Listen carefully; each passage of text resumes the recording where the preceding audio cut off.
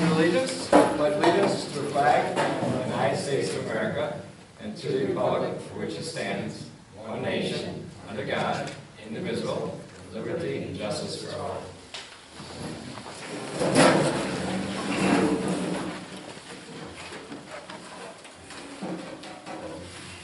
Okay, Laura, roll call. Andrew Benson. Here. Katrina Binkowitz. Doug Day. Here. Joseph Wetmore. Here. Edward Levine. Here.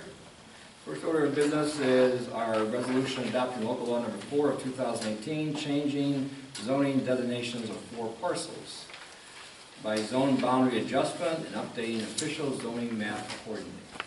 Anyone move that? Oh, wait. Okay, go ahead. You'll eventually have to do the seeker first. Oh, It's okay. sorry. That's okay. We can have the motion and we can move forward before we have the final vote. We can do the seeker.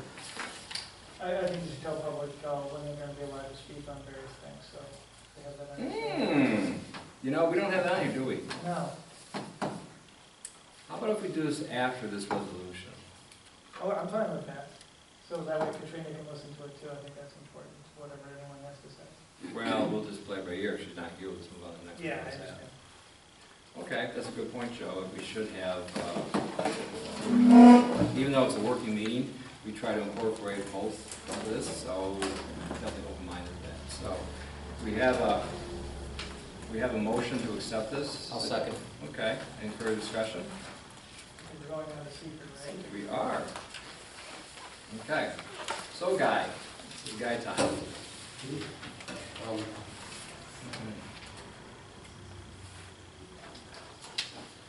Well, you've all seen the part one, and the county's official response was no impact, at least in terms of negative intercommunity or countywide impacts.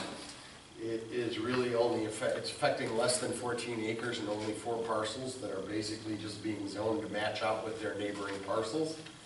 It measured out as a type 1 action, so the questions on the part 2 you've seen.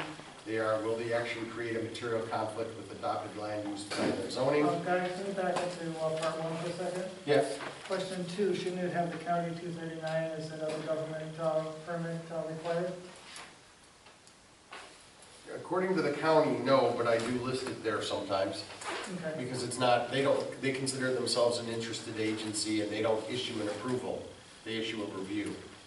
Yeah, but isn't there, if it's, I know this is a minor action, if we're a major enough action, we could actually, say no, and then we have to supermajority to override it and all that sort of stuff. Well, they can say that on any action, no matter its size. I know, but this one's small enough that they probably wouldn't. I don't think that's their standard, but Yeah. yeah, I'll list it, I don't care. Okay, I'd like that. Yeah, And then, on the back, you've got a map of one of the zoning changes, but not both of them. Is that just the way it was printed out? Yeah, there was a separate one done for each parcel, and then the data from each one was entered into one form. Shouldn't at least both parcel maps be a part of this, just to be clear? Sure. But both properties are listed, aren't they? Well, they're all listed, but when you go to the map, it only shows one. I understand.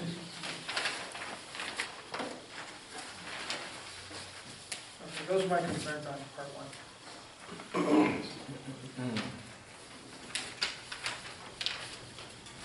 Have all the other concerns for part 1 been addressed? Any other concerns, we can move on to part 2? Let's move on to part 2. Okay, Guy, continue, please. One, will proposed action create a material conflict with an adopted land use plan or zoning regulation? The answer was no, or a small impact. Part of that was based upon the planning board's review of this and unanimous recommendation, as well as the recent comp plan update, which envisioned these changes. 2, will the proposed action result in a change in intensity or use of land? No or small impact. Actually, for the most part, most of this land is going from industrial to commercial, so it's a lesser impact. 3, will the action impair the character or quality of the existing community? No or small impact. 4, will the action have an environmental impact on a CEA? There isn't one there. 5, will it change or have an adverse change in the existing level of traffic or affect existing infrastructure for mass transit, biking, or walkway? Again, no, 14 acres isn't going to do that. 6, will it cause an increase in the use of energy and failure to incorporate energy conservation or renewable energy opportunities? Again, this isn't a building and it's not a construction site, but the answer would be no. It's a very small amount of land. 7, will it impact public or private water supplies or public or private wastewater treatment utilities? The answer would be no or small impact. There are no public wastewater treatment facilities in that area, and Bolton Point has more than enough capacity. 8, will the proposed action impair the character or quality of important historic, archaeological, architectural, or aesthetic resources? There's only 2 things in the area that were picked up. One is proximity to Rogues Harbor as a historic building, but it's not in line of sight because one's blocked by a lot of trees and the other's sort of around the curve. And the other is that this area was tagged years ago as a potential archaeosensitive site, and 3 or 4 different complete archaeological mappings have been done in this area and nothing has turned up. But when the time comes that someone wants to break ground, they're going to need to go to SHPO and address that in another seeker. 9, will the body result in an adverse change to natural resources, wetlands, water bodies, groundwater, air quality, flora, and fauna? No, or small impact. 10, will result in an increase for erosion, flooding, or drainage. Again, no or small. This is a zoning change, not a construction project. And 11, will the hazard create a hazard to environmental resources or human health? And we also click no or small impact there. Given your knowledge of this and it having been reviewed for about 8 years, and part 1, if there's other questions, or if you'd like to change any of those answers or whatever, now would be the time. Some of you were here for 8 years during the comprehensive plan. I know, Joe, you weren't for the whole time. And I've been aware of this for a while. It's been around for years. And so based upon the seeker and the analysis and the fact that this is really a local law and not necessarily a project in and of itself, the overall net impacts are going to be beneficial. Most of this land is going from industrial to town center zoning, and all of this land is in the town center. We're trying to homogenize the zoning. So on some level it all makes sense, but that's for you guys to decide. Okay. Any other comments, questions, or concerns? I'm fine with it, with the amendments. Okay, how about the rest of the board members? Okay, shall we move on? So we have a motion and a second. So the motion covers the seeker and the change. Okay, so the vote then. Laura? Andrew Benson, Yes. Katrina Binkowitz, Yes. Doug Day, Yes. Joseph Wetmore, Yes. Edward Levine. Yes. Okay. There's a good recommendation by Joe to have privilege of the floor. I think that's something we'll have standard issue from on. Could you be so kind to see if there's anybody who signed up for privilege of the floor, Joe, please? If someone hasn't, but they still want to, we can do it after the There's meeting. no privilege of the floor sheet because it wasn't on the agenda. Okay, then we can just do it generically, Joe, sorry. Does anybody want to make comments up to 3 minutes and a total of up to 20 minutes for the whole session of privilege of the floor? I'd like to say something. Okay. I want to talk about the Blood and Gun Club. Okay, just for the record, I just need your name, please. Yeah, I'm sorry, John Berger. John Berger. B-Ward. Okay. First of all, I wanted to thank the board for doing, something which I think is kind of breath of fresh air, in terms of what the board feels like it's in their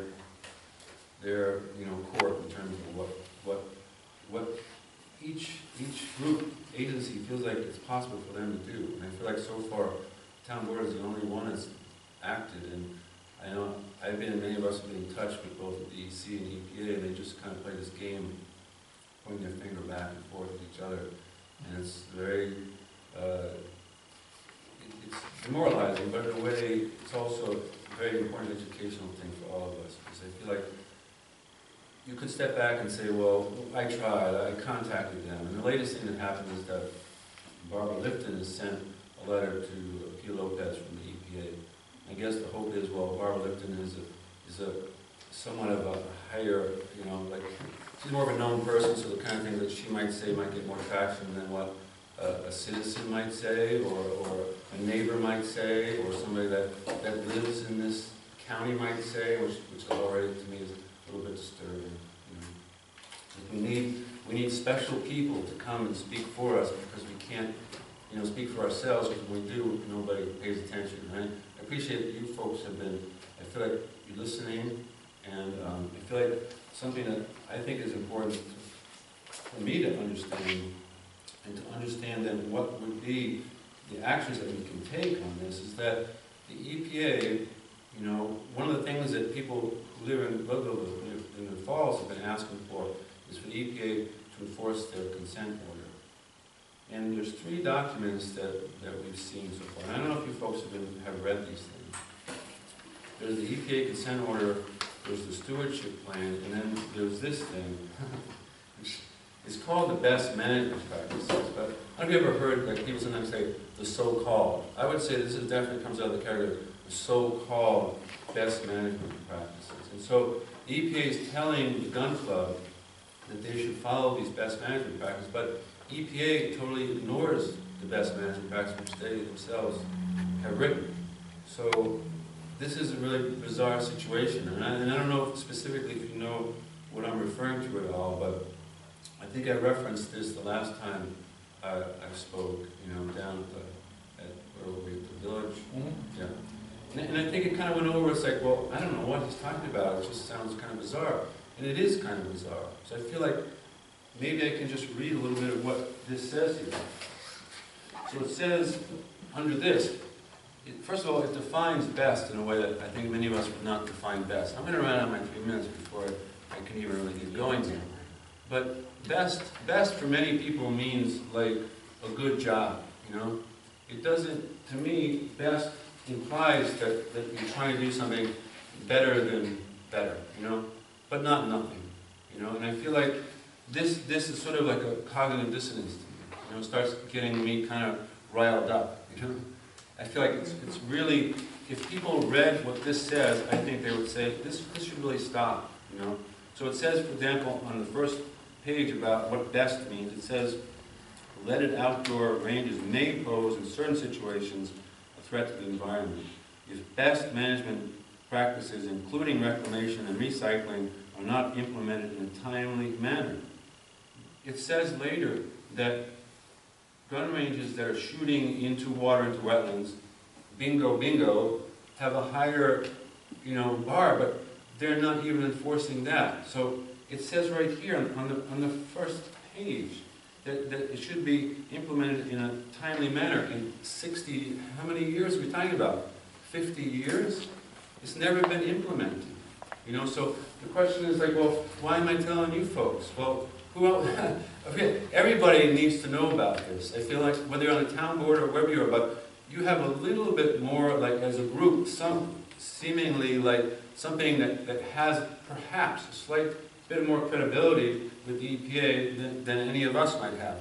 But it goes on to say, which is particularly to me really trying, is it says that citizens, multiple times, I didn't count how many, but 5 or 6 times it says that citizens have the right to bring a suit. And it says somewhere that citizens, the most successful things have been brought by citizens. Well, here's 2 citizens.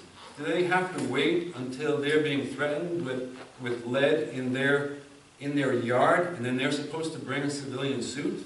I mean, that is, to me, like, unbelievable that the EPA is getting away with stuff like that. And it's not really the EPA. Yeah. It's been 3 minutes. Yeah. I do give an extra copy of that you can give to the board. Yeah, we've sent to you guys before the best for our public record. Yeah, best management practices. So, like, I can barely get started and my 3 minutes is up. This is like insane. But this is an important issue, and I know you think it's an important one too. I just ask you to read what this is saying so you can understand that unless there's a huge amount of pressure applied to the EPA and to the DEC, that they're just going to shrug this off, Okay. So and I thank you again for what you've done, at this point, and I'm looking forward to hearing what's been going on. Is that part of the manual that the EPA put together on gun ranges? Yeah, and if I could just say one more thing, this is the revised edition from 2005, but the original, which I couldn't find, is from 1997. So, do we think that nothing has changed since 1997? And back then they say, well, you can eat a little bit of lead here and there, it's probably good for fiber. But now people are saying no lead is good lead. You know what I'm saying? So not only the EPA has done this repeatedly, it's not just with this. Okay. By the time stuff starts talking about regulation, they said, we're not going to regulate, and I mentioned this before, because they said guns when they are fired, the bullet's being used for its intended purpose. This is insane. Because the gun is fired, it's being used for intent, so we don't have to regulate. Once it hits the ground, well, that's a different story. But it's like, but we're not going to regulate. You know who can? These guys. They should file a lawsuit. Okay. You know? Thank you. Thank you. Does anyone else want to mention what you have through to the floor? Yeah, I'd just like to say, And Lisa Rosita. I'm Lisa Rosika, Thank you. and it's just very disturbing to me because we don't even know what the Rod and Gun Club's intentions are now. We hear nothing, you know, we hear nothing. That's one of the things the best practices manual talks about too, that they're supposed to talk to the community and let them know what they're doing. And instead, they're really secretive. And, you know, it's just, nobody knows what their intentions are. I mean, they went over, started cutting down all those trees. Well, everyone was on holiday, and I'm glad the town stopped them. But it's just hard living, not knowing what they're going to do.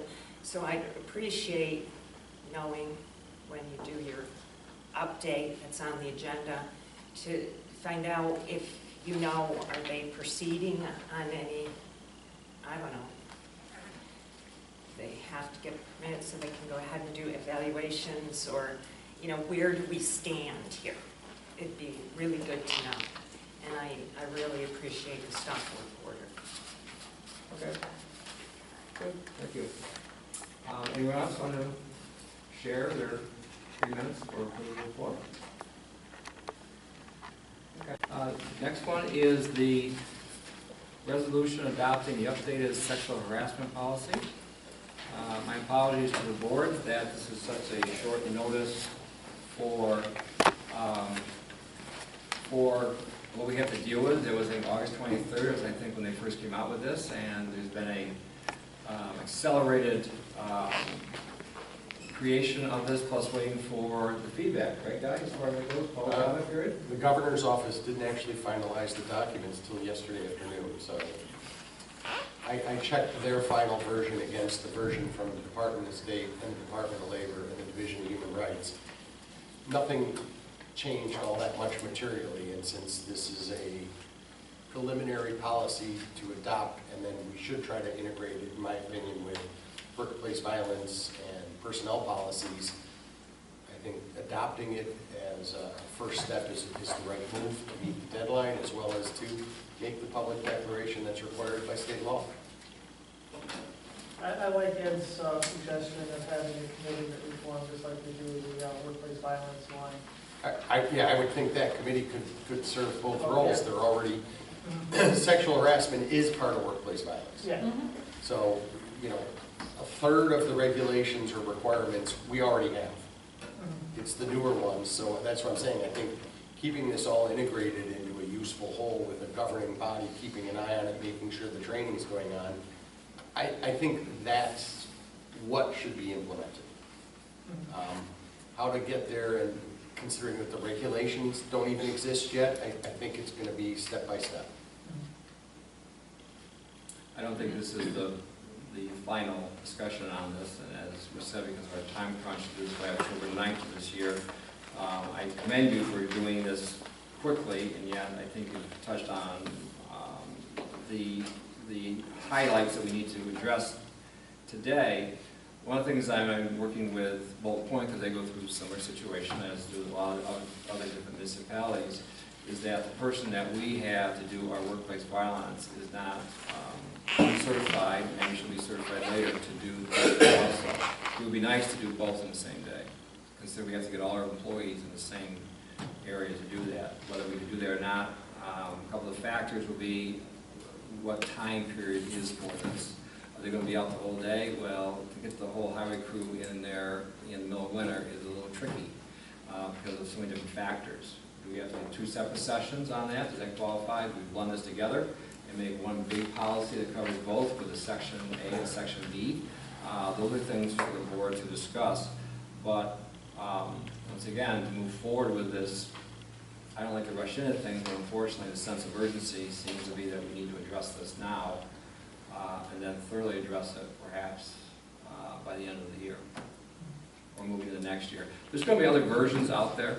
That's the other thing, is that there's going to be other towns and villages that have their versions out there, and maybe we also look at some of them and you know, piecemeal together. There's something we've missed. I believe the village already has one. Village of Lansing? Yeah, okay. I know. I know Bolton Point's looking at theirs also. I think I sent Guy a copy of that one also. There's a lot of municipalities scrambling because the law that did this was actually in the 2019 state budget. Okay. And so the guidance documentation has been behind, and so a lot of people, I assume the vast majority of municipalities will not come into compliance by now. I suspect so also. Does anybody else have any questions or comments or concerns about this policy? So my question is, do we move this forward as is? Do you want to move forward with the small correction that we discussed via emails about changing it to a group of people like we do for the workplace violence? I know the Guy also pointed out that there are different people you can go to in case, God forbid, the person that you're concerned about is the person you have to answer directly to. That I always thought was a bit of a awkward type of thing. It's always a problem with these kind of policies. And I think Absolutely. that's why the group is better, because it gives people a choice of who to go to. And, you know, sometimes they're more comfortable with one person than another, even if that's not the person who's the problem. So I think what would work best, since we have such a tight deadline, is to pass this now and then look towards the beginning of the year, trying to implement it as a group thing, much like we do the workplace with the same group. I think would work Yeah, better. I interpreted your comment as prospective. Yeah. Yeah. So how's the rest of the board feel about I this? agree with that. Okay. So can we have a motion to accept this as is? Yeah. I'll second. Okay. Any further discussion? All in favor? Oh, wait. Oh, I'm sorry, Laura, what's Andrew your name? Benson. Yes. Katrina Binkowitz. Yes. Doug Dake. Yes. Joseph Wetmore. Yes. Edward Levine. Yes. Next is the Lansing Rod and Gun update. Well, as you know, there's been the stop order. My understanding is it's been reseated. Right now, the stormwater prevention plan, or the SWIP, is at the engineer's office looking at it. Nothing is going to happen until that gets looked at and sent back to the town. Guys, anything else you want to add to this? I think that it's not, I think the town engineer is looking at the SWIP. I believe there's also been follow-up with EPA to find out where they stand on some of these issues. But again, the issue before the town is going to be one of zoning. Mm-hmm. So that's ultimately the question that's going to come before the town is, what zoning applies? What zoning reviews or issues apply to this proposed project once it's scoped out? So say the SWIP goes through the engineering and is approved, then theoretically they can start their land. Unless they're required to have site plan review. Right. But Right. that would be their zoning. Right, that's ultimately the Which question then- that the EPA is looking to have answered. Which in our zoning, we have to get site plan review for shooting things and things like that. There's no application pending, so it's Right. difficult to know exactly what it is, but most likely I don't even want to guess, but depending upon what the project is, because what they were planning on doing, it seems pretty clear they're not still planning on doing that. Something's changed. So, we don't know. But as the public says, it's so secretive, it's very hard, you can't pick anything out. So what It happens? seems to me the secret part of this is the EPA and the DEC. It'd be nice to see if the EPA has a mitigation plan developed with, and they've agreed on it or something. It'd be nice to have these little bits of information, because in many cases, they're very critical as this moves forward, to see, okay, what is the mitigation plan? Is there one? Have you agreed on one? Is it, I mean, we can speculate all night as to this, that, but I think for right now, cooler heads have to prevail as we move methodically forward, and eventually, like a whale, it'll surface. Well, I'd like to go over the SWIP. What has exactly been submitted to the town under the SWIP? Probably, I haven't seen it. It would be a pile of stormwater calculations, could be this, could be this, and mapping of proposed disturbances and usually topographical mapping. So is there an application fee to that? Are we paying for the engineering? Are they paying for the engineering? Their SWIP review and approval has an application fee. Okay, so that should cover the engineering costs? That would, It should. I'm not saying it will, it should. well, yeah, it's like any other application fee. Sometimes it covers it, sometimes it's too much, but as long as it's a rational average, you're okay. And so what assuming that the engineer approves it, is that the end, or does it go to another body? How does that process work? Well, in terms of stormwater management, the engineer would either determine that it does or does not comply with local and state stormwater requirements. Then it would go to an MS4 acceptance statement, which would be signed by the town stormwater management office. Then they would apply to the DEC for a stormwater speedies permit, and they would have all their state DEC permit conditions to comply with, plus whatever was required by our in the SWIP to meet the DEC guidelines. So our MS or M4, whatever. MS4. Is when? Yes. And then it goes to the state. If the state approves it, what can they do? What are they getting? That would allow them to do ground disturbance. They still would have to get, if required, any zoning permits or building permits or whatever. If they decide they want to put in a hotel, they're going to need their building permits and whatever is required by zoning. So what they're getting is a specific, you can disturb this ground in this way, and you have to do these mitigating things. I mean, I'm talking vaguely. Right, there's lots of stormwater activities that aren't governed by zoning. So for instance, if you were doing stream restoration or stream bank preservation, where you would need a dewatering site or something like that, you wouldn't necessarily have a zoning approval, but you'd still have a SWIP. So this, I think, is an interesting hybrid, because they can get the SWIP, but not necessarily have the right to quote-unquote break ground. So it's a piece of the puzzle, and when it's finally completely fleshed out in the final form, it might inform us as to what the plans are. So if they get the SWIP, they go through this whole process, and then they come to us with a permit, does the planning board require them to adjust their SWIP because their project doesn't quite fit within the parameters that they originally proposed? Well, that's, That's the question, and that is if the scope of what they want to do changes as a result of any review, then the SWIP and the permit will have to be updated accordingly. Okay. You can, a cart can move before a horse, but it doesn't work how well going uphill. Well, usually segmenting it like this is harder on the applicant, and so I'm not sure why one would do it that way. That's my impression, my misunderstanding. No, I don't think you are.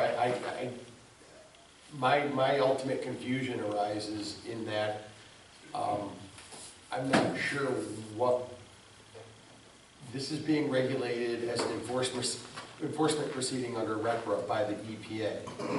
And RECRA permitting is done by the state. And that jurisdiction is exclusive to those two agencies. We don't have any input under RECRA. It's not within the scope of our authority to even review those issues. So Right, but if they're not doing anything, what are we supposed to do? So their consent agreement and plan says that it doesn't give them permission to do the project, that still needs to be, I know, it's like everybody's shuffling who's actually going to say yes and no to each part. it's that. It's a mess. It's that. Yeah. Who's in charge? They are. May I ask a quick clarification? You may, once again, the public has had a chance to comment, so we're trying to move forward, so go ahead. This is just to clarify something that you said. Did you say that the property was reseeded? Yeah, what they did is that they, once they disturbed the land, and it could have been moving their big vehicles or whatever, that they did put some rye grass in there and it's going to be seeded. That's all part of that mitigation process because you're concerned about the rain and the water and everything else. So that was part of it. But that wasn't part of the stop order. No, the stop order says you have disturbed more than an acre of land and you didn't ask permission. Therefore, you do not pass go, you do not collect $200, you stop.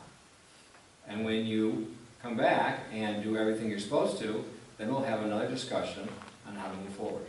So this was just to repair damage done in... No, that may have been part of, I don't think that's part of stormwater, because you can do silk fences, you can do a lot of different stuff as far as that goes.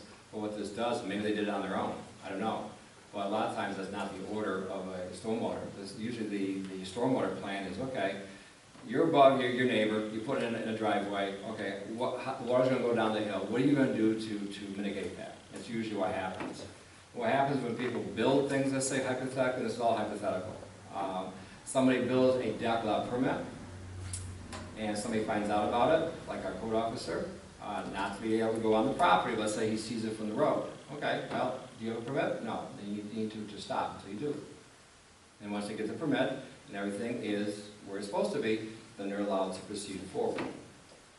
Thank you. Yeah, this is a little bit, in my opinion, it's a little bit different because this isn't so straightforward. There's a lot, it's like whack-a-mole. Everything's popping up. And then you go, okay, now we're going to address this. Oh, there's one over here. Now we got to address this. Oh.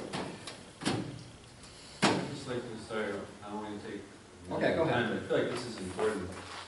Like, what I'm hearing, correctly, what you're saying is that, you know, once again, we're talking about people saying, well, I can't do anything.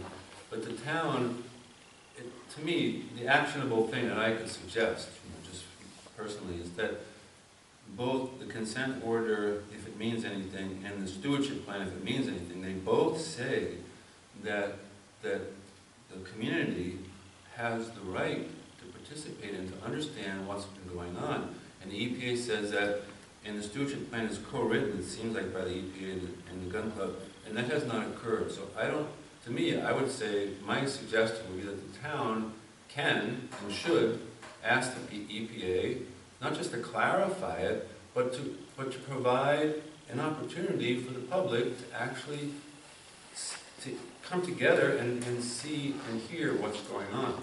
Because those things have not been met, and that's like the lowest, the word bar. It's a pretty low bar because they've agreed to it. The gun club has agreed to it, that they're going to inform people, and now they're pulling back. They're not telling you. You guys use the term secretive. Clearly, they're not doing that, and you know they're not doing that. The EPA knows because we keep asking them, "What are you doing?" Because they're not sharing if they're doing anything. So why can't? Isn't that something that you folks can do? I would prefer, as I said before, not to comment on anything right now unless there's stuff that we can address. And we have addressed the fact that they were over an acre of disturbance. Therefore, by law, we can go in there and put a stop with the order on it. We did. And that's where we're at right now. And so All this other stuff, I appreciate all this information that we have in front of us, but we have to go methodically forward one step. And I know it's painful for some people when they want to go faster, but there's a certain process you have to go through. And that's where we are right now. That's your process in regards to what the town's sort of leverage is.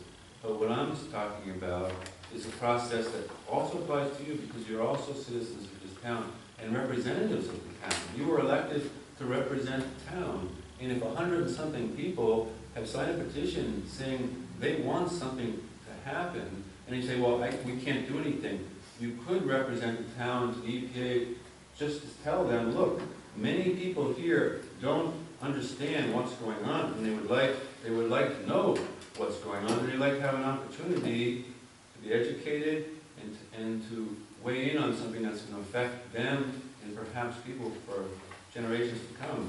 I don't think that's overstepping your job description. I'd say it's part of it, you know? I appreciate your concerns, and we are doing everything we can now, but we have to be very careful moving forward.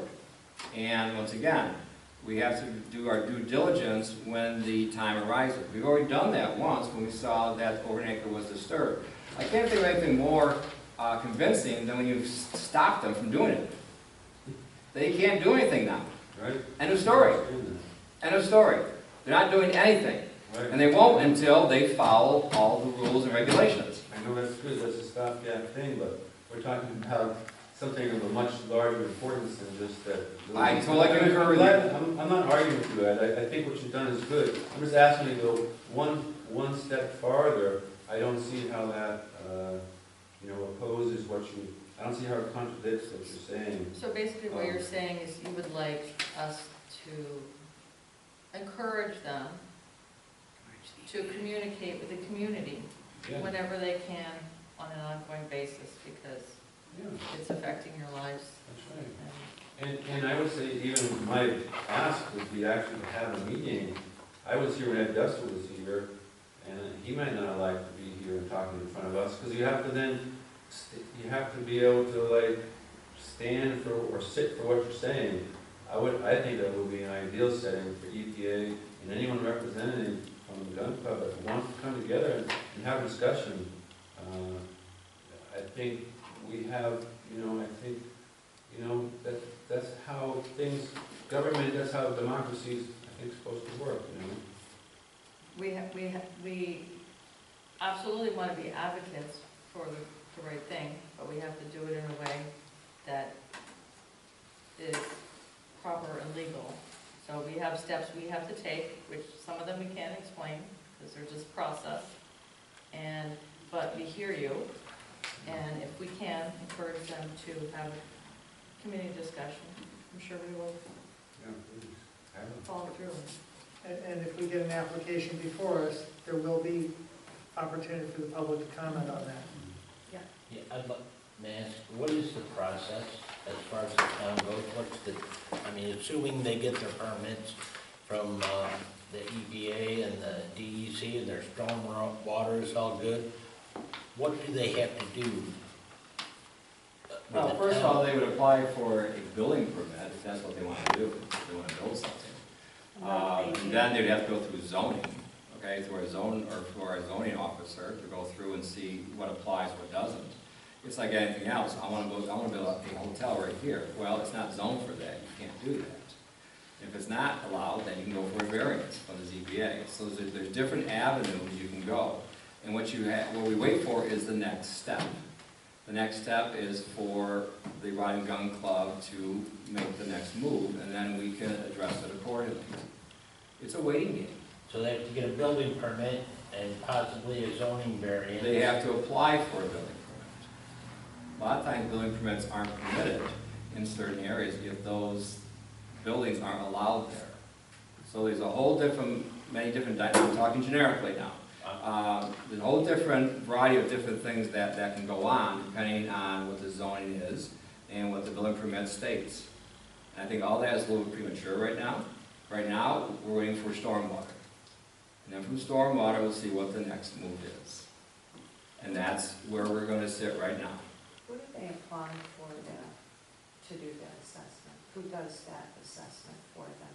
You were talking about applications for the SWIFT. Where do they apply? Where do they apply? They apply to the code officer. Okay, if you talk about a building permit, SWIFT. that right there is that they have presented that to our code officer, Lynn Day.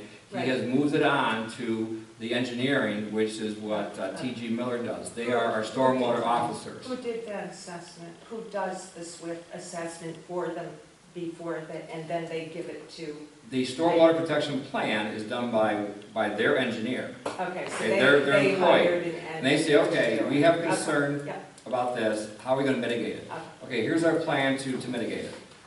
You go to the code officer, and the code officer says, okay, I look it over, now I need to send it on to our stormwater officer, which is Dondi Harner, who works for T.G. Miller, and they will now review it.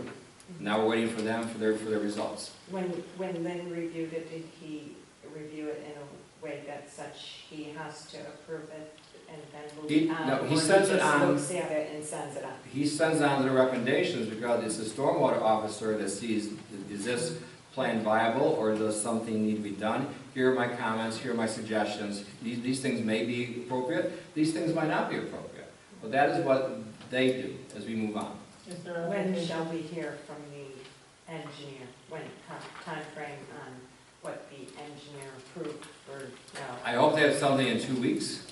We'll see, but it's out of our hands as it gets reviewed. It will be on the agenda for the town board. If I hear, well, let's be honest, this is gonna be on our agenda every time we meet. We're gonna dedicate a section to Rod and Gun Club update. Every meeting, there will be a Rod and Gun Club update.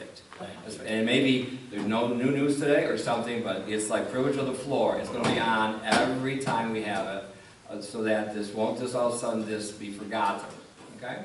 Is their speedies permit, or their application a public document? I'll ask Guy the question. I don't know, is it final? No. Their application, I don't know. I don't know if it's a final SWIP submission or what it is. I don't know if it's submitted as a draft or submitted as a final. I don't know if it's a permit application or what it is. So if someone's interested in looking at, they should file a FOIL request with town I'm clerk. sure we'll see some within the hour, yes. This is a really silly question, but with the SWIFT, and I don't even know, but, I mean, would it include having stormwater runoff go through deposition of lead? I mean, will it say in that application that, okay, we're gonna be shooting lead here, and then stormwater is gonna come through? Is that part of your notation on the application for that? Unfortunately, Condition? none of us has seen this application, so we can't tell you anything about it. And I don't know if mineral or element filtration is part of the SWIP. I'm not that familiar with that. I know it's a plan that they go through, and it'll be up to the judgment of the engineer or who reviews that to say, is this acceptable under our stormwater practices or not? I think the idea is not to have runoff, but to catch it and absorb it on site. That's the goal. And this is why they have silt fences put up. This is why they have other things put up, so that if there is a runoff, you see a lot of these black plastic with the bales of hay around. So if there is a runoff, it catches it, it slows it down, so it doesn't just roar through everything. Well, this is why you see parking lots required to have 20 to 50 feet of grass between them and a stream, so that the grass absorbs everything that's running off the parking lot and it doesn't go into the stream.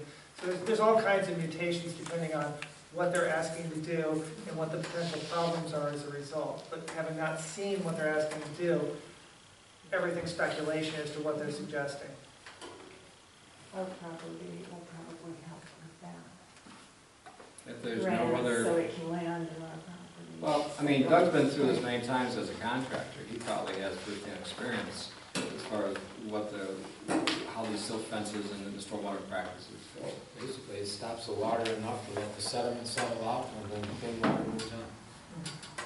But that's basically take the water that falls on the property in that area, slows it down from just a runoff of mud or whatnot.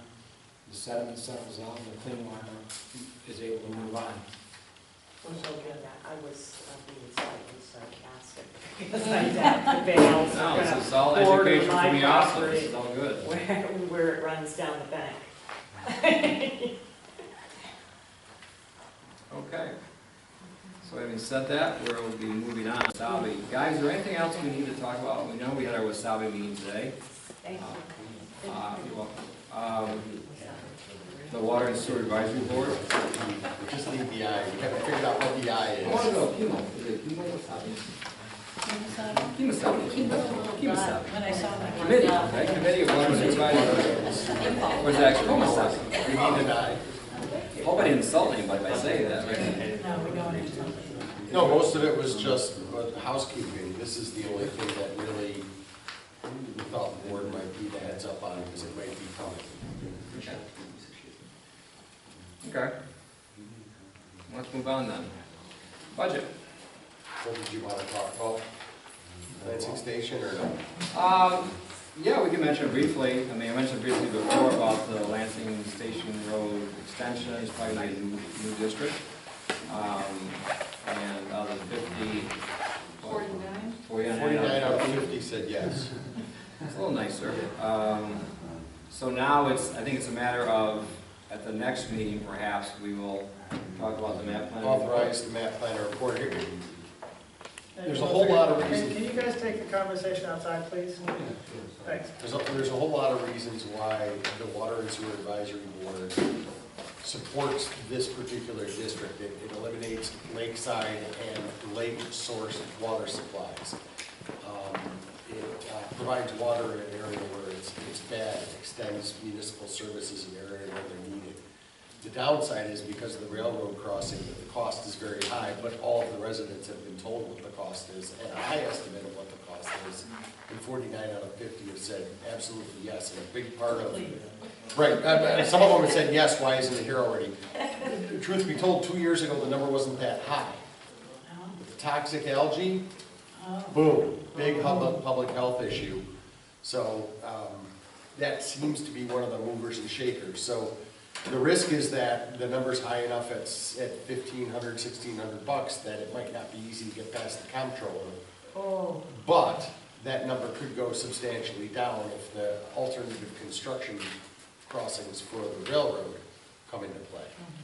So you've got a chicken and the egg problem. The railroad won't review it until the funds are authorized. The funds can't be authorized until there's a map plan report. And the residents say, fine, please go forward. So if all the residents want to pay $5,000 to have water put in, the comptroller can say, no, we don't want you to spend that much?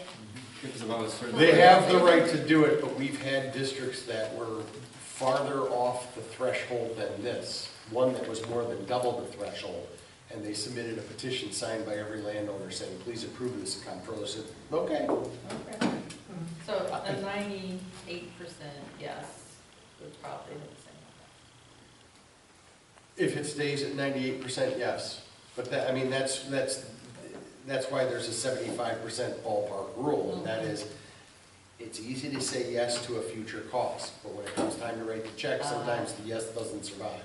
Right. So at least this will get the study out there, we can see what the real number is and what the railroad will really approve.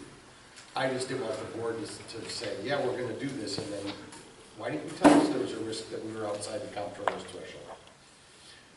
Almost every district is outside the comptroller's threshold. This one's just farther out than most, but we've gotten approvals on it, and with the water quality issues and protecting the lake, it might be worth it, but that's up to you guys to decide when the map plan report hits your table. Now that $1,552, whatever it is, that includes the use of the water. So it's not just the debt service. That includes the water and the maximum anticipated build-out if the railroad says, no, you will abide by our 1890 construction rules. So that's where we sit with that. I don't know if it'd be number 6 or it might be 5-A or whatever, however that this is worded. Guy was saying earlier before we had a consolidated water district, you had numerous little fragmented water districts. We had 40 or 50 different districts and extensions. 17.3, 17.4, 7.5 district. Some of you remember those days. And consolidating them has saved a ton of money in operations, but as we get more and more districts, we start to get into some of those same slip loss areas. But with only 6, I don't think we're there yet, but it's something to keep an eye on. You start running into conflicts and what about, what ifs. So this is probably a first good example. Is this water district 6, or is this extension 1 to water district extension 1? So let me give you some good news. Drake Road, Consolidated Water District number 4, they are online for the first 4,000 feet, which means now that they've had the lateral drilling underneath, you see the pipe pop up the other end, and then they hook up to the curb box. As soon as Mrs. Jones can get the excavator and Bolton Point, the excavator to dig a trench and hook up and have Bolton Point give their blessing, they can use the water. So they've already treated it, they pressure tested, they tested for bacteria, they go all the way through this.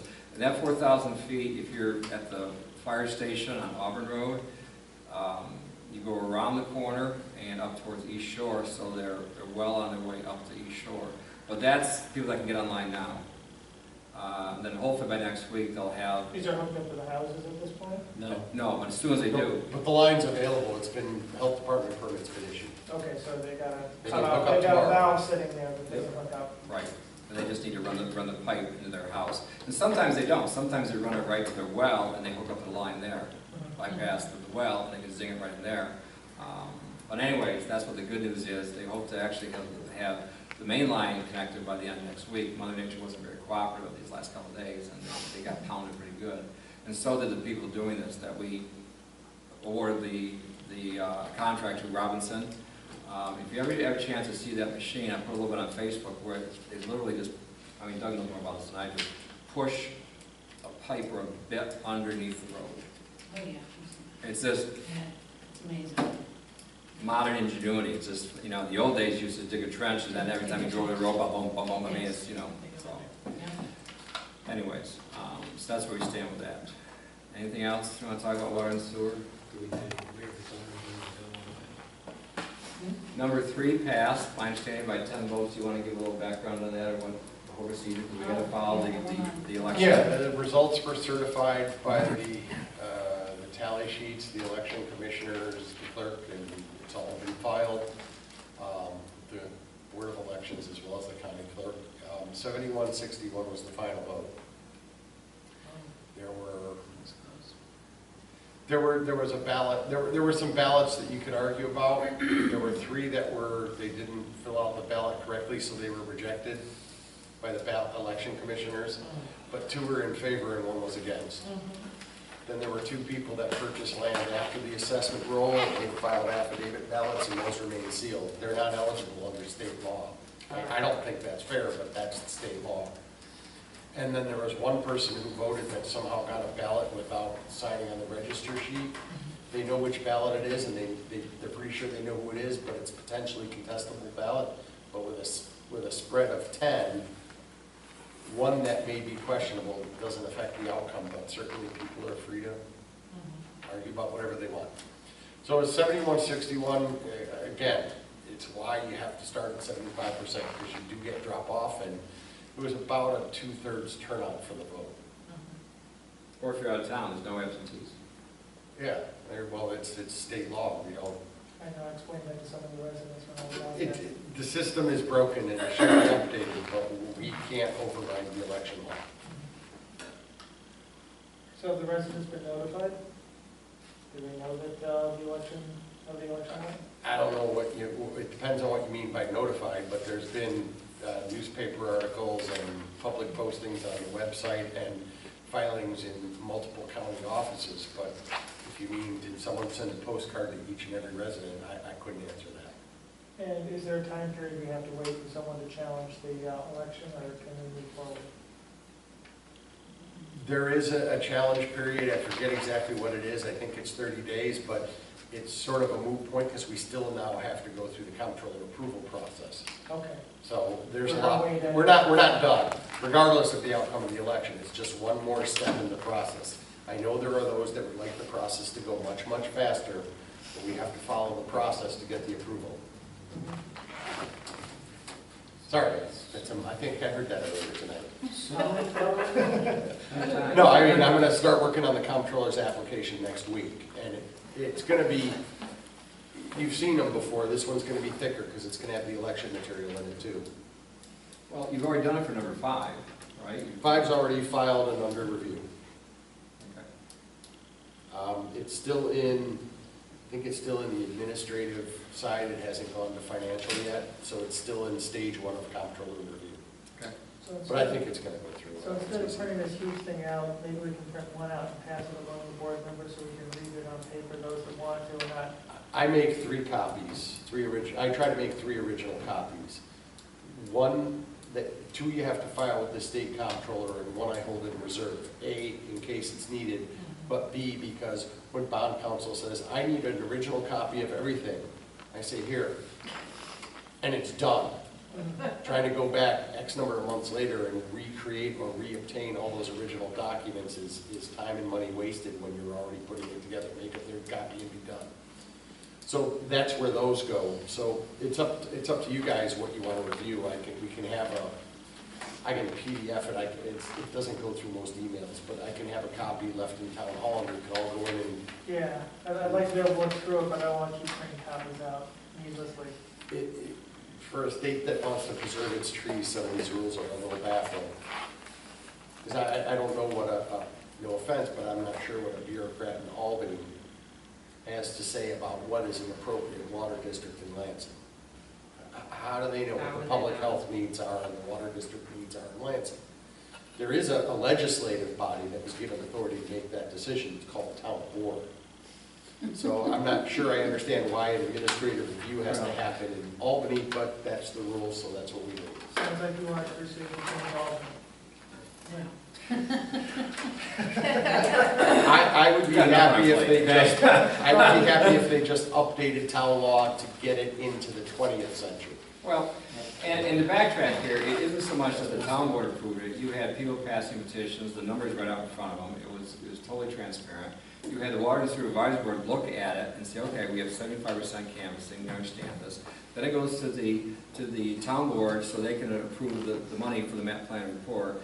Then for consolidated number 3, you had 2 informational meetings because they pulled back. 2 public hearings. 2 public hearings also on this. Yeah. Plus, we sent registered letters to everybody that didn't contact us. I don't know what else you need to do to say that you were unaware of it. I mean, so having said that, I know some people are going to say that because the results didn't go their way. I get that. But at the end of the day, we have gone through, and then even then, they say 51% takes it, unless the comptroller says it's too high, or there's something going on here that we're uncomfortable with and maybe we shouldn't allow it. So, I mean, talk about the comptroller can still shoot it down, and this board can still shoot it down. You don't have to adopt a final order despite the votes. Not to represent the people that have the vote. Who voted is obviously questionable, but then you're right to vote how you want as opposed to how your constituents want. Like, you know, it's your decision. So we have a ways to go yet. Yeah, there's still more to go. I mean, it's going to be months before this, and then you still got all the contracting and construction, and you know, hopefully it'll be a lot like Water District 1. A whole lot of people are against it, but once the water in, everybody wants it. That's what Extension 6 is. It's a lot of the people that said no to the Algerine Station now going, we probably should have said yes. Well, now they can't tap in at that price anymore. Doesn't go down. What's the economy of scale, too? The price doesn't go down. 200 people have a lower overall cost than 100. Okay. The economy of scale has a lot of weight. Thank you, Pat. Another 2 cents? That's 5. That one was good.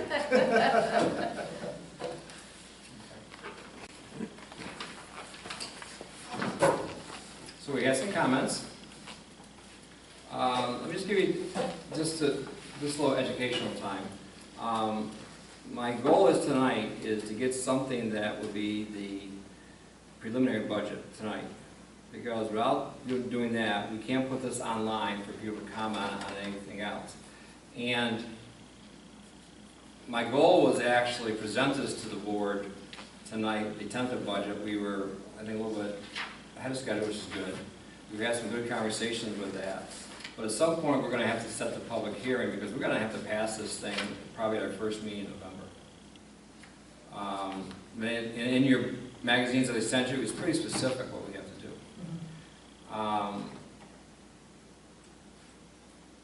So if you want to share your thoughts first, if you have other thoughts, I know Andra, I can get back to you today on that. We're kind of playing phone tag back and forth. Katrina made some good comments, Joe made some good comments. I mean, if Doug wants to make some comments tonight, that's fine also. But I think we need to walk away, my goal is tonight, with a preliminary budget tonight. The thing with it is though, is that if you make changes, there's no way for us to calculate that as far as if the rate changes or anything. But if there's tweaking to be involved, that's something that I think we can have a serious discussion on tonight. Or maybe just saying that we may be fine with the way that the rate is, we just need to add a little bit more to the fund balance to cover things. Those are things. I will share something with you that I would like to keep moving forward and eventually get what they call a ZBB, another acronym, why not? I mean, that's what, which is a zero-based budget, which means you're not using fund balance. You're using just a zero-based budget. I mean, but we have another unique situation here because we have this pot of money. Yep. And we have this pot of money. But I will share this with you also, and I know you're all sitting down, which I appreciate, is the fact is that I'm going to move after crunching numbers some more, is that I'd like to raise the rate 5 cents. Now 5 cents, we're bringing it up to 1.54, and to give you some simple math as your guide, 1 cent is about $14,000. Okay, just as your guide. So if we were going to raise it 10 cents, it'd be $140,000 more coming in. What that does is it lowers the amount of fund balance we're going to use. It lowers it from 181,000 down to 111,000. Drops it by about $70,000. 14 times 5 is And then that's counting the 20,000 you're taking out because we're spending it this year. for what? This was For the electronics? something, I forget. Yeah. New doors. Well, No, there's I'm gonna- something in Pat's stuff. there was like 35,000 in there because part of that also was going to be bringing his stuff online so you can apply. You want to do that next year, where you Something can, got moved to this year. right? And that got moved to this year. Also, the fact that the code office was going to be coming up to that has been pulled off the table. So now we're looking at just What was pulled off the fact that we had considered doing all the software changes for the Code as well? code office. Okay. And in all fairness, I think the best thing we can do right now is baby steps, which is let's get the software involved with Pat's rec department. See how that goes first. He's still investigating what software to use. He hasn't quite, but he has enough money in his budget this year to do that. That's what he told me. Right, here's my question on that. He's got a limited budget to do the tech stuff, and we're asking him to do a lot of research. Is there enough money to cover the research time that he's having to put in? Because he's doing more than what was envisioned in the job when that budget was put forward. And I understand, and this is something that we need to get to January when the intern steps in, okay? That's the goal, is to get okay, as we're plugging holes and everything, and we're giving him as many vitamins as we can so he doesn't. No, I know, But the other thing is that, as he was saying, he says, once I get through the basketball programs and everything else, yeah. it quiets down in November, December. So his goal is to get the software at least researched by then and implement it so that come the first of the year, we can do the online application. That's what his goal is. Now, if that doesn't happen, that means that money goes back over to the fund balance and we can allocate that money next year. Okay. But it's his call, okay? I'm the jockey, he's the horse. I'll let him run his own race, okay? The other thing is with the door, okay? We put money in there, around 20,000 extra for the door. We had a very nice conversation, and this is something that I also want to do, is get away from these one-time things. Only put in the budget what is going to be an ongoing expense. The one-time things should come out of our reserves. Yes. Correct. And once again, broad picture.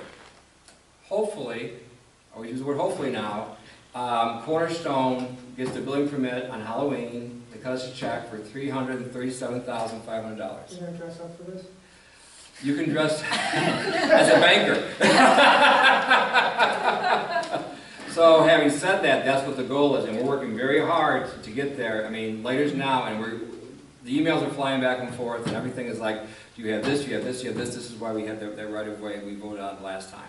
Having said that, that's the pot of money to put back in the reserves for things, for one-time things. In all fairness, in hindsight, that really should have come out of the reserve fund, but it didn't because we had the pot of money, so we're actually using fund balance for that. This is why I recommend the 5-cent increase, because we need to keep our fund balance revenue stream coming in until we decide what to do with, is it 6 months, 5 months, 4 months? Once again, every month you drop, it's about $250,000 between your A and DA. Okay, so you go from 6 months to 5 months, you freed up $250,000. You go from 6 months to 4 months, it's $500,000. What do you do with that money? That's for the board to decide. Maybe if we get a need assessment done from the highway department person that we asked. I don't know if I have any enamel left. I'm grinding my teeth so much over this. It's like, when is this going to happen? And I don't want to throw stones because they may be working on it already. And maybe they're ready, but that is a conversation I will have this month with the person that we designated for that. But having said that, that would be a nice figure to have. The other thing which came up is we had a power shortage, and this is one thing we talked about in emergency preparedness. We did that already with the highway department, so they have a generator so that they can raise their doors and they can pump the gas, because without electricity you can't do that. So they've had an old generator in the past they could use. They'd have to get the loader up to raise up the doors to get everything out in the past. We have, because we don't have natural gas, we gotta use a propane, but so be it, even though we have natural gas to the main one because of the moratorium. But at least we have that there. My goal is to get a generator which is hot wired right into the building for the town hall. Because that way, if you need someplace for people to stay, our computers are still up. Charge their phones. So Answer their phones. if we're down for a week. Exactly. We also talked about the community building to keep that going so that the furnace could keep going. If we had to keep people over there, God forbid you had an ice storm like it up north and you're down for 3 or 4 weeks. That can be, we can get a portable generator for that to get that going if we had to. In a perfect world, I'd love to have showers. They do have showers up at the highway department if they need to take showers up there, but the school also The school would also use that. So there are ways Does we, the school have a generator? Mhm. yes, they do. They do. It didn't work when the power was out the other day, but I do know they do. So let me Excuse have me. this conversation. That's That's the Pull wrong. the crank! So maybe they'll have the same conversation. Well, I mean, we had this conversation when Charmaine called me and said, what should we do? I said, wait an hour. They think it's going to be 12:30, wait an hour. And usually, even in the dead of winter, you're good for 48 hours before you have to worry about the ice freezes. So, I mean, this isn't pushy, but it is something to talk about in the future to get different stations available for people to do this. I think that's really important. Same thing with the highway department. At one time when we had the storm of '94, those 12 storms, the highway department actually was sleeping in the fire company station up in South Lansing overnight because they were 16 hours on, 4 hours off, that type of thing. It was a grind. They couldn't keep up with it. So, moving back to this, that's the reason why I would propose to raise this 5 cents. That's not in there, but that's one thing that would drop that fund balance down to 111. You take out the door, which should come out of the reserve. Now you're down to 91. We're nudging down there. Which reserve are you taking it out of? Whichever line it is on here. No, it does help because it shows where we are on this, No, which is sorry, good. which one are you talking about taking the door out of? It would be out of A. How much would the A's? It would be out of, no, it wouldn't be one of the reserve funds, it'd be in one of these lines. Okay. It's out of a line item that they added in. I think you actually asked that question to Charmaine one time, why is this number so high, where before, and I don't have the answer in front of me which line it was, but part of that Remember one that went down a lot? Oh, yeah, yeah, there was these two that bounced around. So there's different ways we can approach this. It depends on how due diligent you want to be. One of them is we can move this to the preliminary tonight and we can work on these things at our next meeting, or we can have a special meeting and do it if you want to meet even next Wednesday evening and do it then, if everyone's available. Is there a reason we couldn't talk about some of these things now, because we don't have a ton on our list in the next meeting? No, it's all Very good. full. I can't have a definitive. Oh, no, you can't say how it'll play out. No, but what we can do is say, okay, we're going to move this to the preliminary budget, and here are our recommendations. Charmaine, plug them in and see where we stand. See what it would look like. And Yes. then at the regular meeting, we'll talk about, do we want to have that effect? Or we can meet next Wednesday if you want. By that time, you'll have the numbers, what the changes are. We could do that too. Does that give the town enough time to say there's a meeting next week at the town hall? Is that, if you have a week's time, is that enough, Laura, do you think? But we're here. Yes. I said yes. Okay. But I'm we not need You're sure. talking about if we have it next week. Do it where we're tonight. Yes. Where we're And tonight. get We'll see the, some get changes the in the numbers. numbers. And when the numbers crunch, you say, okay, this is what it's going to look like. I'm just not sure I'm available next week, because I got stuff on the calendar, that might be an issue. Unless we want to meet in the morning. Wednesday I'm available, it depends on here. Or you can go by email back and forth too. We could, You can communicate by email by saying, geez, this is okay. Because basically what's going to happen is that the rate's going to go up to 1.54 and change. It's just a matter of how much fund balance we're going to use for all these different projects. Well, here's what I'd like to see. In our projection, I mean, right now, we're working on this year's budget, but I also think that we really need to get this capital project thing under control, because to figure out the fund balance amount that we should have, I'd like to get rid of these yin-yang numbers that go up one year and down a lot the next year. We can even those out by using our reserve funds more succinctly and saying, all right, you know. Well, I totally agree. I mean, once again, we're in a unique situation, you got a big pot of money, so what they do is they put the projects into that fund, and I get that, but I also would like to say, okay, here's the project we're doing. Okay, here it is, we're gonna take it out of reserve. Okay, does the town of Lansing residents want us to basically allocate 20 grand for a front door? And by using the reserve policy, Handicap accessible. absolutely, but that is a one-time Yes, we do. improvement. We do. And I totally agree with that, but that's I'm just using that example, it's a Can I- one-time improvement. I'd like to speak to that particular thing. Just because Debbie was handicapped for a while, and I saw her struggling. We're putting in a button to get people in the front door, but we have heavy doors that with no buttons on bathrooms. There's no bathroom that you can get a via button to. I know that's a different expense, but should we have one? Should we think about configuring one, take the door off? I don't know. I mean, just have a way for How about if somebody we, in how about a... we talk to the expert? You who- were handicapped for a while. Well, but no, you- I mean, I was thinking more of somebody who actually puts No, doors. I know, but I'm just saying. I think we need to make our entire facility handicap But, accessible. but this, right now, our facility is handicapped Mhm. legally. Legally. I know. Without the door? Yes, it's legally, you can. It's wide enough to get a wheelchair I'm through, not, but that's not the point. under your own steam, you can't get But it. that's not, you legally can get in the doors right now. Would the buttons be handy? Absolutely. I don't think I've ever Someone seen. in a motorized wheelchair cannot get into the town hall. They can with somebody else holding the door.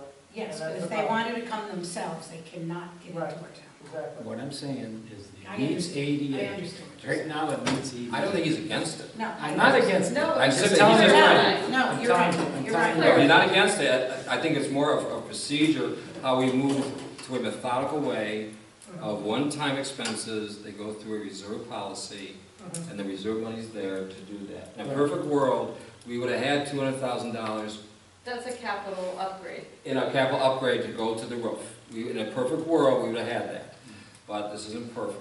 So, We're moving there. So- That's I just what wanted to bring it up. this is all good discussions Thinking, because Not to do anything. So back to the bathroom doors, I've never seen a bathroom door in a button. Oh, they exist. In big buildings, the handicap accessible ones, you can just go in, and stalls, of course, are out of sight. So there's no door. one thing we can do is we can research this to see what the We can cost just look is. at it. I bet. And once we see what the cost is, we see if it's feasible to do. If it's feasible to do the one door, maybe that one door that we think is 20 grand comes in at 13, maybe there's enough meat on the bone to do the I other mean, I two. know there's wiring and everything, so maybe even just reconfiguring the bathroom. So the mirror isn't looking at, you can go in, and there is a corner Little of cosmetics. our handicap bathroom does have is larger, and you come around a corner, so you could, Well, the men's bathroom has a shield, but maybe not for a mirror, but it does. So, I mean, that's relatively private. Yeah. Well, let's look into it, Just to because I think think we ought to make ourselves as accessible as we can. Well, I don't disagree, and Yeah, I'm no, just but we saying, should- this is the way. but you're Well, giving us the code, We're I not gonna appreciate decide that. right here, we need to look in and see what can be done. But ideally, we have a pot of money out of the building fund that can take care of these things. Yes, and Right. And I think we need to work out what our capital fund should be for all the different aspects of the town, so that we are looking at that in a comprehensive way. So, but at this point, the front doors are on On the next year's budget. this budget. Yeah. Right now. Yes. No, we're gonna take them off. We're taking them off. That would drop the fund balance that we're gonna use Wait a down minute. to, Taking them off next year's budget, they're gonna use money Because- from this year. no. Because it's a capital reserve expense. Oh. We're taking them off of the periodical expenses budget, which It's is not what a this yearly is. It's not a yearly budget. Okay. And we're putting it into a one-time, whatever our one-time expenses are, those are ones that should be in the reserve fund. Same thing with, So we're moving the money around. basically, Mhm. We're basically doing that. To comply. And we've got this big pot coming in, and we've got this big pot sitting here, and that will allow us to set our reserve funds at what they need to be, to have an ongoing, put money in, take it out, put money in, take it out, so that we can, instead of having budgets, which I've seen, go from 20,000 to 200,000 back down, over the years. Well, okay, let me give a little more background here as far as that goes. In the old days, Oh, yes, I'm not I was throwing- there in the old days. I understand. buckle up, Katrina, here we go. In the old days, and I'm not throwing stones, I'm just saying the way it was. In the old days, they used to take excess sales tax money in the B fund and move it to the A fund. What that meant, that you got the spikes. You saw equipment, it goes up, it goes down, it goes up, it goes down. What we're doing, especially with this, and by the way, 5 cents, okay, let's put this in perspective. A $300,000 house at a 5-cent increase is $15 a year.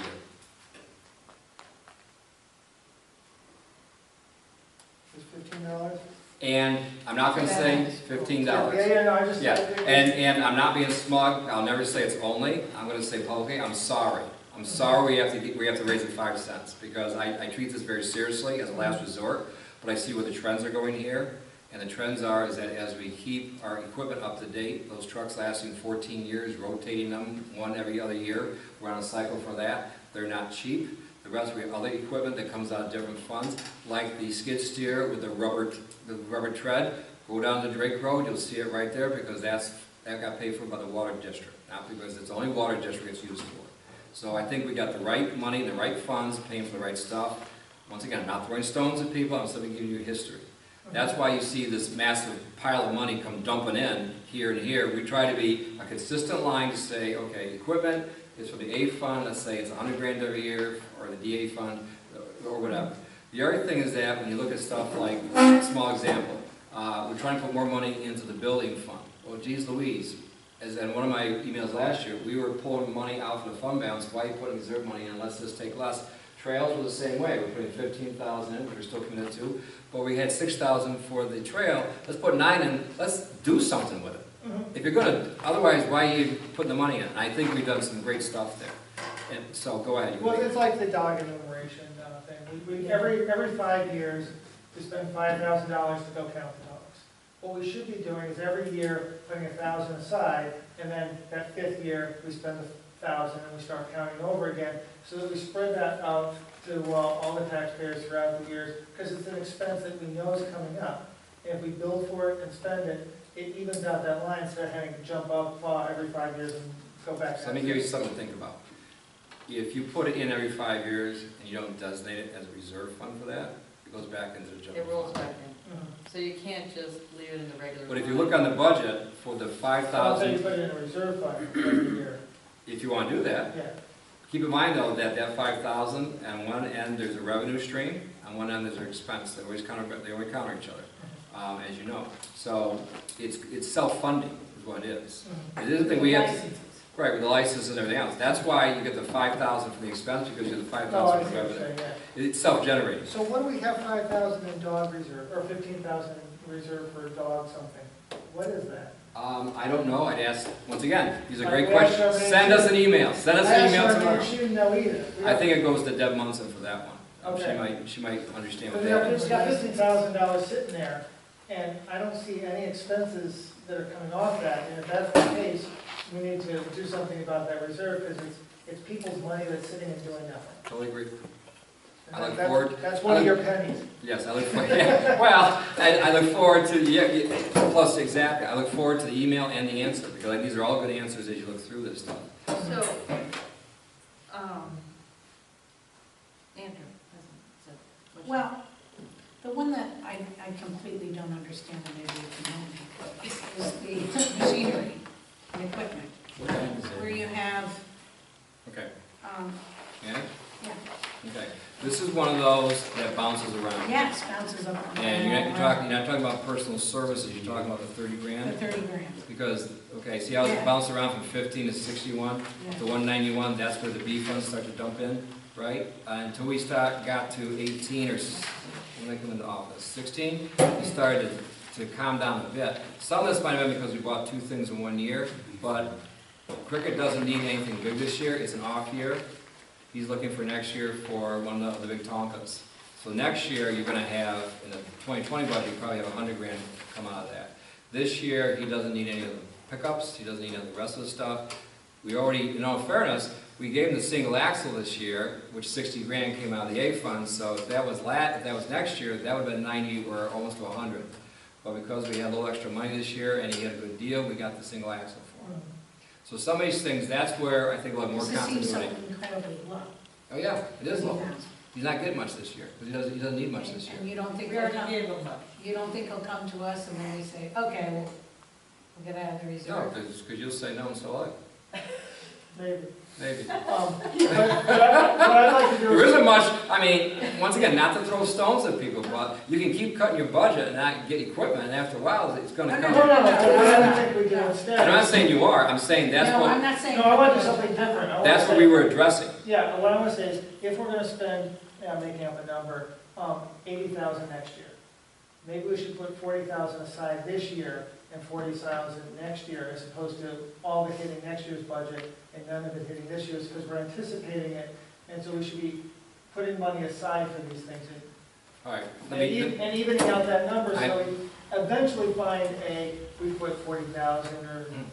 60,000, whatever number we put in regularly, and that covers our long term, and the spikes go up and down by pulling in and out of the reserves. now the long term may be the Grado, Mhm. but that's 450,000. Does part of it come out of the DB fund? Yes, because they do a lot of road work with that. That's what they gouge all the ditches out and they clean them. Does it come out of the DA fund? Yes, they do that also. Okay, it also comes out of the water. So there's a percent of that. That is a one-time expense if he chooses. What we have done in the last couple of years is we streamlined everything so that it's already factored into the budget. That $100,000, $70,000 is already factored in the budget because these trucks are in line. And I think what would be helpful to you is what I did when I first came on the board. I worked with Jack and Cricket. They gave me expiration dates for every one of them. Here's number 11, here's number 25, here's There's a number... piece of paper with those on it. Yeah. Oh, yeah, And- no, I know, but I'm seeing that line, you're saying this year's 30,000, and next year is gonna be much more, and I'm saying I wanna even that out even more. I know they've been doing it with the trucks, and I think that's We excellent. did, so I we think did, that he's we've saying got we should a put range of dates and trucks, more in, is yeah, not more only in. excellent He has a economic, little later than that. it's excellent just in So terms there, of, he does we that. know we've got some trucks that are not Just to gonna get a break down at standard. all, maybe No, some of them are gonna break down, Like we're doing on the trail. but we've got that range of Standard. quality as well, and that's a good thing to have in our town. The goal is to stagger those. You have basically 8. There's one of them that just won't die, which is wonderful. It's the backup. It was built to last. It wasn't made on a Monday. It was built to last. And this thing is like 18 years old. Full-time construction. And they just use that as the backup. But once again, you have 7, I think 7 are active because you have 7 runs, about 14 miles each. But then again, they also do the county roads. So now you're past 97 roads of plowing, you're plowing 140 miles, which you're reimbursed for. But having said that, these are on a cycle that lasts about every 14 years. We stretch them. Unless Cricket says, I can get another year out of this, we're okay. Or I'm not getting much value on this, or because he'll sell to somebody else, or he puts it on Yeah, Craigslist. I You think he's understand that? really good at stretching that out. The pickups we flip earlier than that because we get maximum value for that, so they're minimal cost, because we still do the OCG, or I forget. what the Yeah, I'm acronym is. aware of what you're talking about. Okay. So what, are you saying put 100 on that line every year regardless of whether he's asking for it, and then when it's left over at the end of the year, put it in the reserve? I'm saying that what we eventually want to do is figure out how much we spend on average. I know we can't look at the past because there was a lot of stuff going on. We bought stuff on bond way in the past. Yeah, I know. We like- You put 3 of them, right? Now I'm bringing back, I'm sorry, but they had great prices on all fairness, right? It was a good We're deal. eventually going to figure out how much we regularly spend on equipment every year. Some years we spend it, some years we spend it the following year. And put some in this year, put some in next year, to even that out so that you don't have it going down to 30 this year and 80 next year. If you should even that out by putting some in a reserve fund, and I don't know which reserve funds, because I'm not sure whether it's coming out of the water district or, So- we're evening it out, saying, all right, this is a multi-year expense, we shouldn't put it all, bill it all to 1 year. And to some degree, he's done that with the trucks by spreading them out so that we buy one every other year or whatever the cycle is. I think it's every other year. But let's spread it down so that our budget lines stay relatively steady and money's going into the reserves to cover some of these expenses so that we can have a spike 1 year because we bought a huge expensive equipment, but we built up to that. So let me project, we're now in October, let's project to February. close the books. And here's your pot of money left over. And you may have some left over from whatever he does next year. I can see Then that. you roll that into a reserve, then you roll that into something else. You can put 100,000 there. I wouldn't recommend putting 70,000 more in here because, well, this is something to do for next year. Let's say you put in 100,000 every year and just say that's the number we're gonna do, okay? Then whatever's left over, you put it in reserve, it may go back to the fund balance. A lot of these accounts, for expenses, we budget conservatively, which means there's more meat on the bone a lot of times at the end of the year, intentionally. And the reason we do that is because if we cut everything down, I can trim 100 grand off that right now. But what if we get another storm, another winter like last year, where we're at what, 11%? You got the new figures today. I know, they were lower than I'm comfortable with. Well, this is where part of the fund balance comes back. That's why you have 6 months. Yes. But well, let's say we cut it to the bone and you don't have that.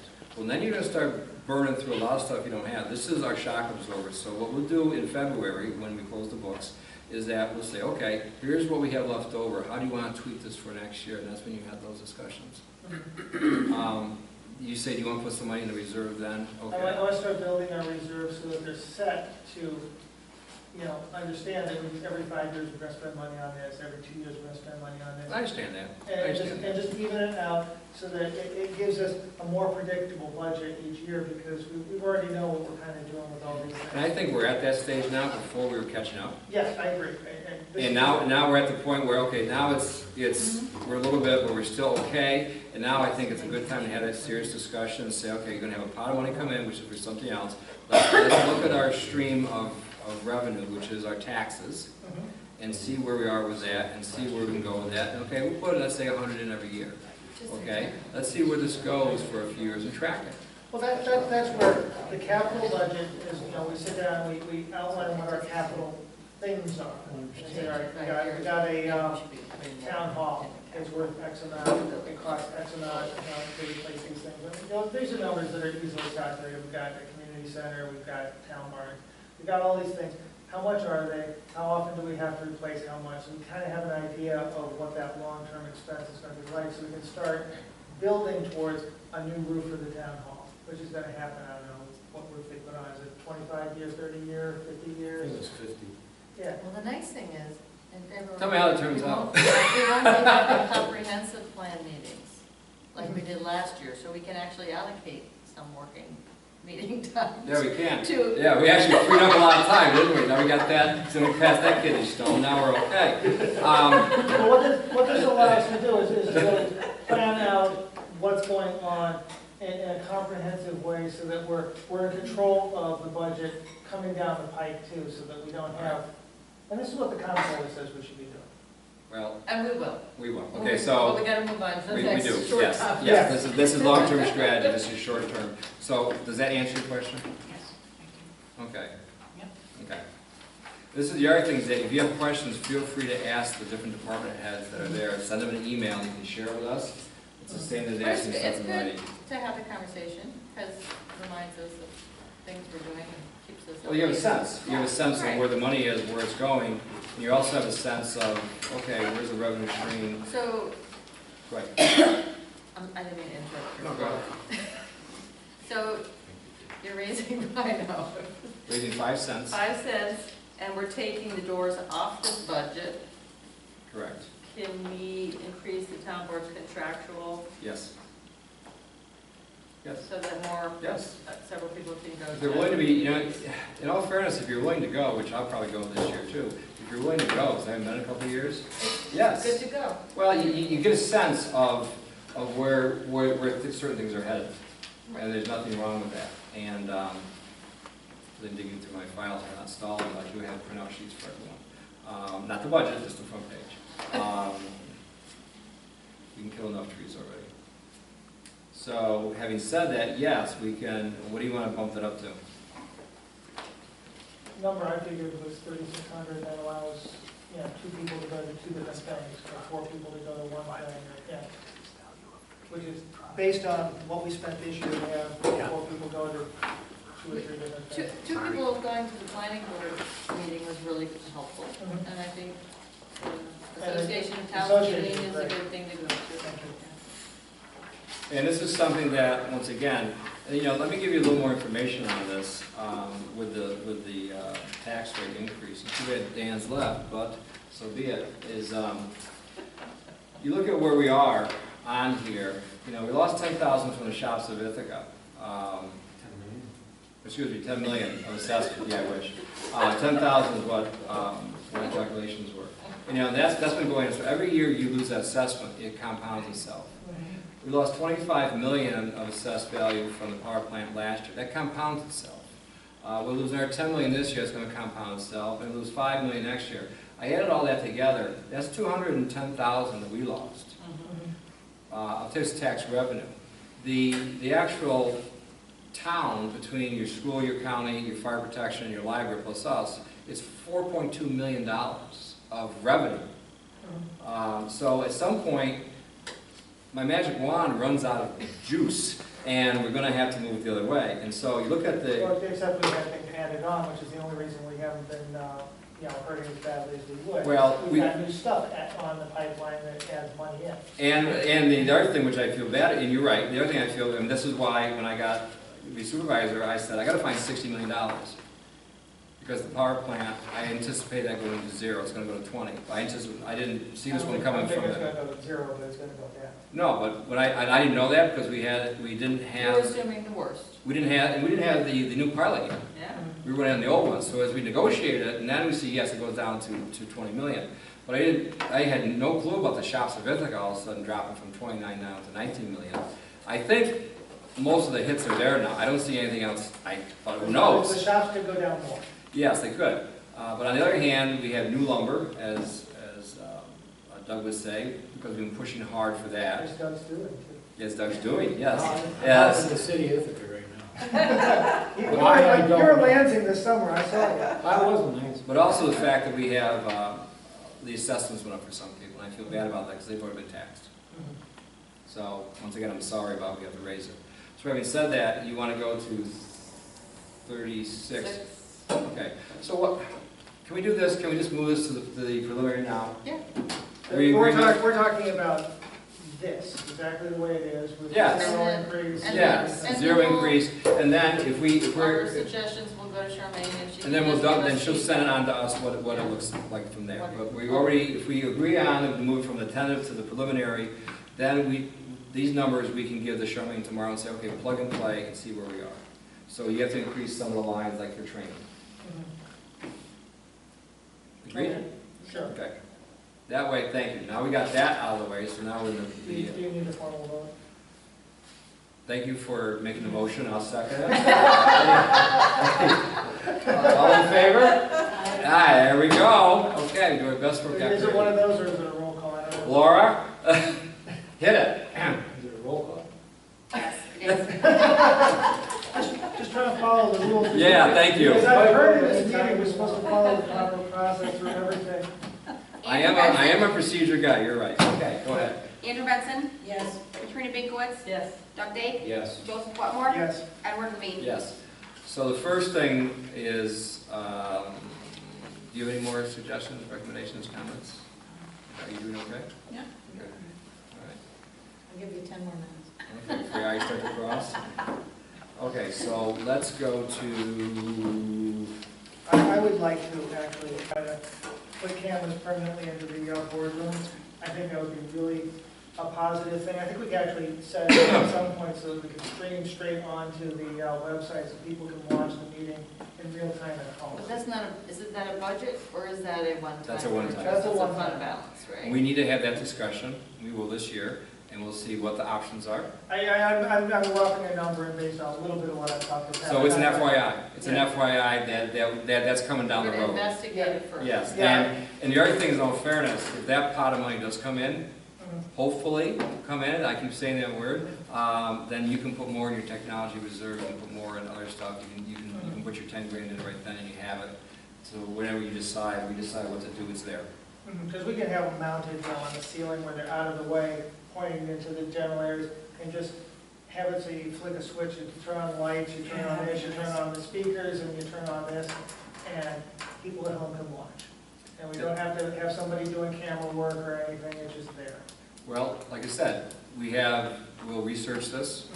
Mhm, We're, I think, in agreement to allocate the money. mhm. There's not a cheaper option. If you set it up so it's automatic, it's gonna cost a lot to have it installed and have all the wiring put in. But once you get it installed, you don't have to have somebody working a camera, you don't have to have things set up, it'll just be there and just flip a switch. I think it's part of the research discussion, to move forward, say, is this option A, B, or C? How do you feel about this? What do you do, okay? Mhm. All right, so what else? You had mentioned something else here. What's that? We were talking about a generator for the town hall. Oh, and stuff yeah, like that That's would be, another that's a one-time. one-time? That's a one-time, and that's something that we should probably, I talked to Lynn about this already to see if you I could, completely support this idea. and I think we should hotwire it right into the building so it kicks on automatically. Yeah, That's what I right. understand by Are they? generator. Okay. So, okay, we put that down as long-term, okay, which means we move it off of tonight's discussion. I'd like to put more money in the planning consultant budget because I think we're gonna need it for a number of reasons. I think we're gonna need it because we're gonna be doing a lot of zoning change work. And I'm watching what's happening at the planning board, and what happens at the planning board is they discuss it at a committee level, and then they turn to Mike and Joe and say, here, do all the work and come back to us. And this has been the process for each piece. There's gonna be more. There's gonna be more. billable or There's gonna be hours. more, there's gonna be, Is there a line in here we used to use for comp plan, and we can put that in, it should be under the B fund? I We think did have a, that- we had a comp plan line, but it could be a zoning yeah. line. Is there a zoning line in here? Yeah, it's only contractual. Zoning contractual, would that be the one? There was a, It does make sense to put some money in there, and also, Well, I wanna be flexible about it too, because I know we're pushing Lynn, and so. and he's using overtime. And he's using, so I wanna have some room here, We did because, talk about maybe needing a part-time person to help them with codes. If yeah. the developments get out of hand as far as let's detention.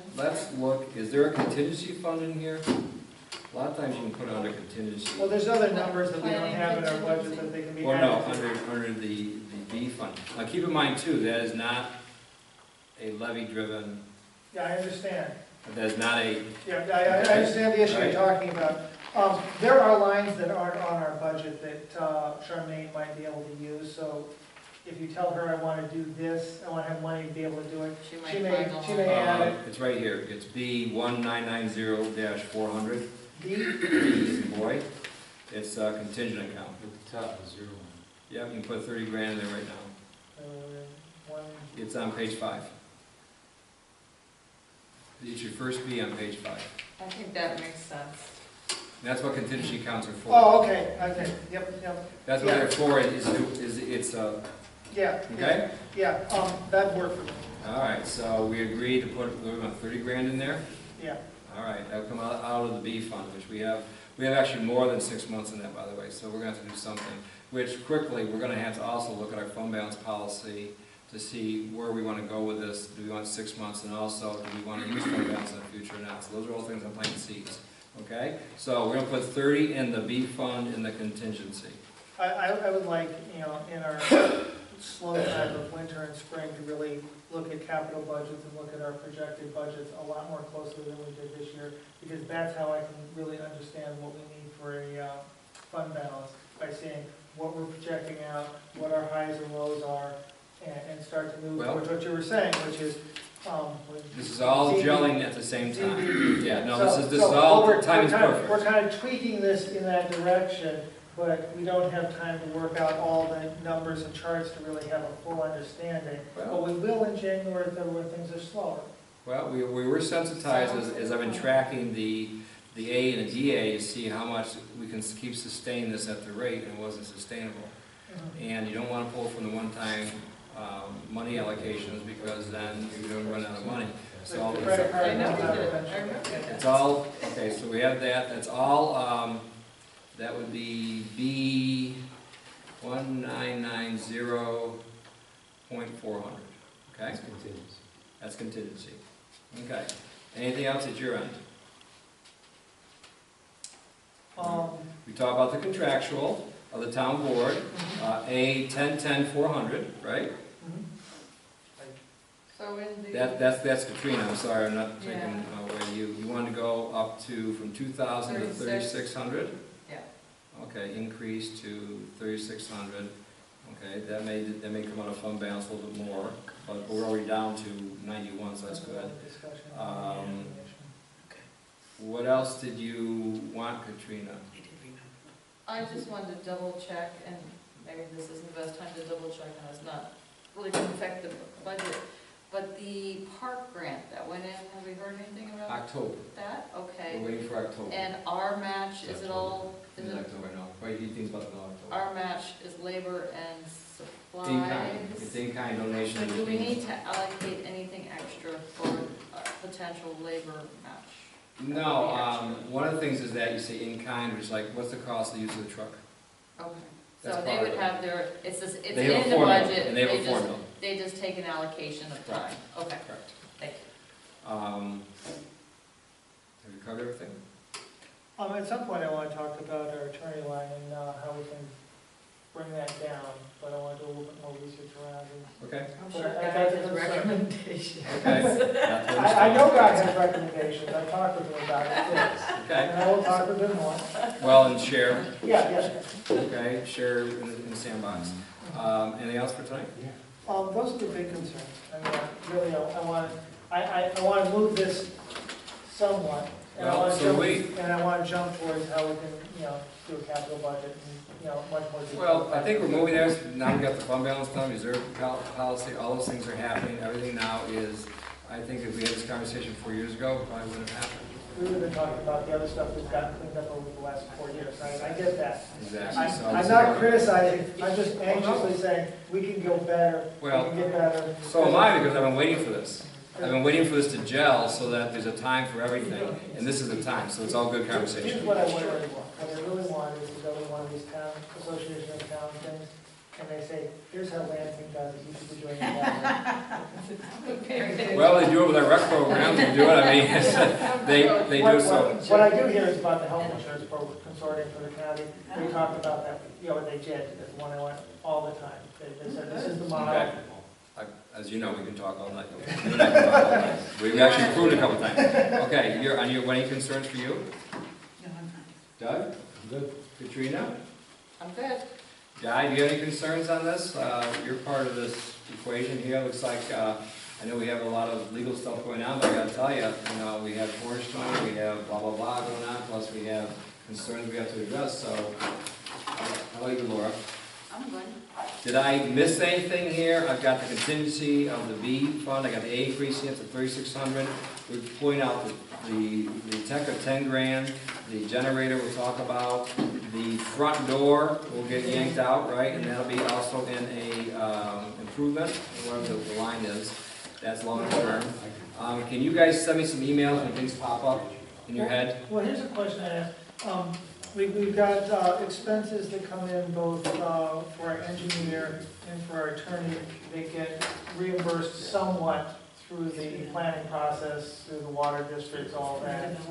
How can I find out how much of that's getting reimbursed? How can I kind of see that comparison to see how that works? Let me give you a scenario on the water districts, and we'll use the sewer district real quick, okay? Well, I'm going to try to get out of here in a few minutes, but Yeah. the other thing is I'm going to put the rate in here also, rate increase, okay, just to backtrack on the budget, so that's probably one of the changes. Water reimbursement, okay? Number 4, prime example, the rate program, okay? When that is done and everything's there, and you start their first payment, if they are below, right, if they are below, we accelerate the payment and the town gets paid back first. Okay, let's say we're at $840 per EDU, we come in at for simple math, Yeah, I know $740, those right? things are going to come in the future. Okay, I'm just saying, the town gets paid over a few years first, they get reimbursed. Yep. From there, we have this discussion to say, do you want to decrease the number of years and keep the dollar per EDU the same? Or do you want to drop the EDU amount per EDU now and keep the number of years the same? I'm more interested, I know that works, and it's going to be kind of this pot that comes in the future, but when we have a development, I know guys spending a ton of time on Cornerstone. Cornerstone. Some of that's coming through fees, and I don't know how to tell how much of that's coming back to us. I see his billing for it, that's pretty clear, but I'm not sure how to kind of balance it off with how much is coming back, just so I get an Well, idea. We'll have that discussion November 2nd. That part will come back when the pile of money comes back. But a lot of stuff, I mean, maybe Guy, you can share that with us. Is it part of the building? Obviously, part of that was the building permit that they give. Part of those fees are paid from that. Well, there's lots of fees. There's a subdivision fee, there's a site plan review fee, there's a stormwater fee, there's building permit fees, and there's developer agreement fees. There's some passable seeker and review expenses, some are not.